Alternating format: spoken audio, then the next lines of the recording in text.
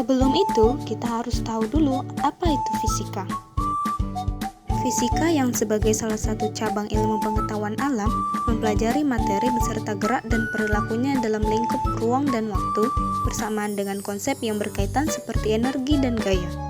Singkatnya, tujuan utama fisika adalah memahami bagaimana alam semesta bekerja.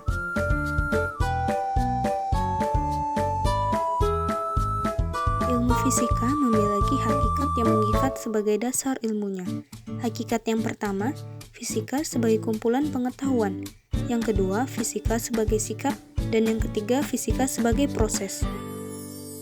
Yang pertama, fisika sebagai kumpulan pengetahuan atau a body of knowledge. Mempelajari peristiwa alam dan interaksi yang terjadi antar alam dan manusia secara ilmiah.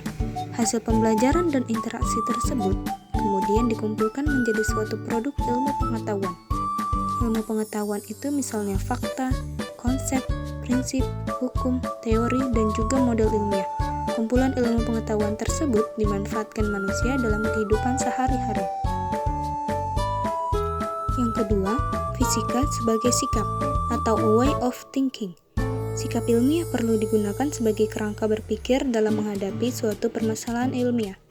Fisika sebagai sikap mengajarkan seseorang untuk berpikir secara objektif, tekun, faktual, jujur, dan juga bertanggung jawab. Fisika sebagai sikap menuntut rasa ingin tahu dan juga imajinasi untuk mengembangkan pengetahuan baru, namun tetap dilandasi penalaran ilmiah. Yang ketiga, fisika sebagai proses atau a way of investigation. Mengajarkan keterampilan proses sains yang mencakup observasi, pengukuran, inferensi, manipulasi variabel, perumusan hipotesis, penyusunan grafik, dan tabel data.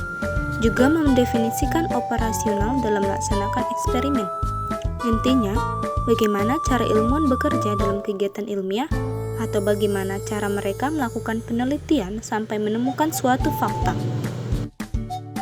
Banyak sekali peristiwa dalam kehidupan kita sehari-hari yang melibatkan ilmu fisika, baik itu kita sadari maupun tanpa kita sadari. Handphone, GPS, sayap pesawat terbang, panel surya, generator listrik, pengolahan minyak bumi, kereta api, pembuatan garam, dan masih banyak lagi.